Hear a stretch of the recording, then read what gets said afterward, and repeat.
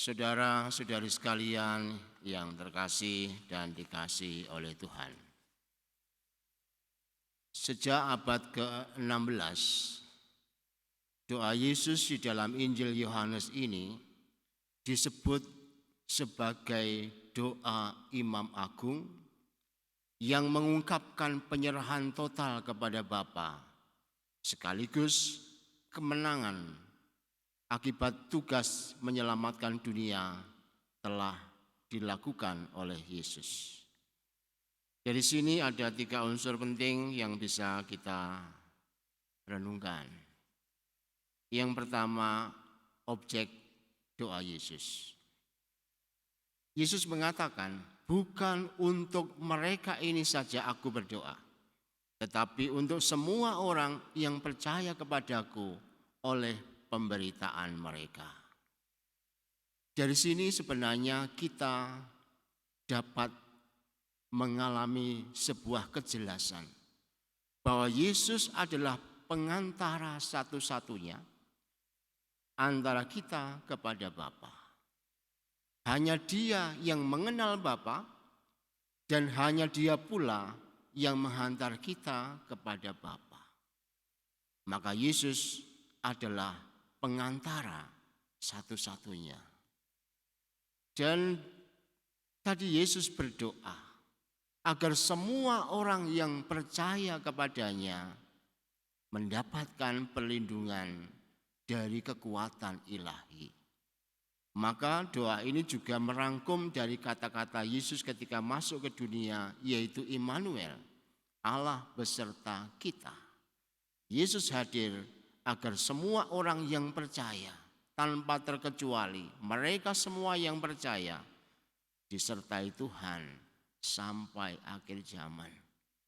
Maka melalui doa Yesus ini sebenarnya memberikan rasa aman kepada kita, sebab kita akan disertai olehnya sampai dunia ini berakhir. Yang kedua, tujuan doa Yesus. Dalam teks sebelumnya, tujuan doa Yesus adalah supaya mereka menjadi satu sama seperti kita. Jadi sama seperti Allah Bapa, Allah Putra, dan Allah Roh Kudus. Hari ini dikatakan supaya mereka berada bersama-sama dengan aku untuk memandang kemuliaan-Mu.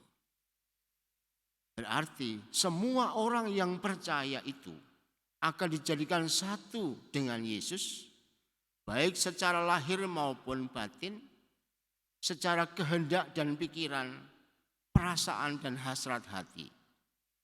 Dan inilah keunggulan ataupun keindahan iman gereja yang percaya kepada Yesus, yang akan menghantar semua orang yang percaya untuk masuk dalam pengalaman hidup rohani yang sungguh menakjubkan. Maka kita menanti-nantikan Roh Kudus itu dimaksudkan agar kita tidak sekedar hidup biasa-biasa saja, tetapi mengalami pengalaman rohani bersatu dengan Tuhan, dan itu akan sungguh menakjubkan bagi setiap orang yang percaya. Kita diperkenankan disatukan untuk dapat memandang kemuliaan Tuhan. Lalu yang ketiga, akibat doa Yesus.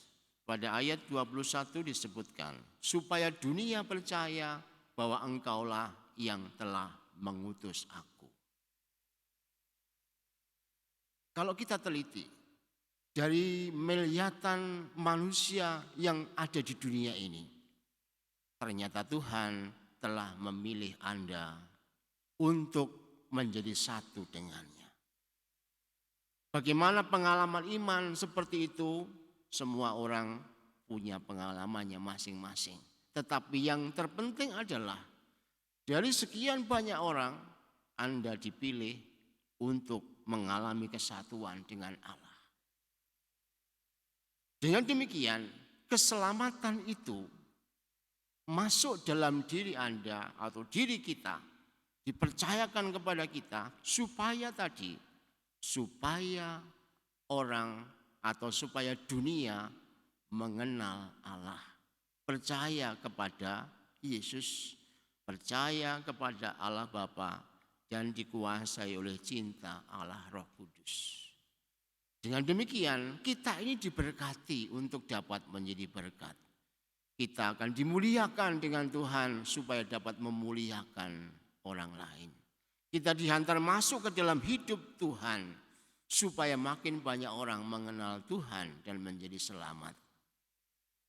Oleh karena itu, semoga penantian kita ini sungguh-sungguh membuat kita menjadi manusia yang baru, sehingga melalui kita banyak orang diselamatkan.